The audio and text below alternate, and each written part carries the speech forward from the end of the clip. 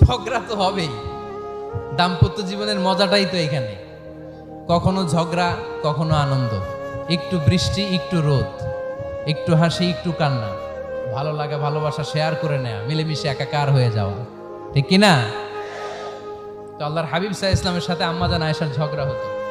তো একদিন ঝগড়া হয়ে দুইজন রেগে আস, খবরদার দুইজন রেগে থাকবেন না। আবার একজন রাগলে আরেকজন থেমে যাবেন, কারণ এই ছোট্ট ঝগড়া থেকে এটা অনেক সময় বিচ্ছেদের দিকে গড়ায়।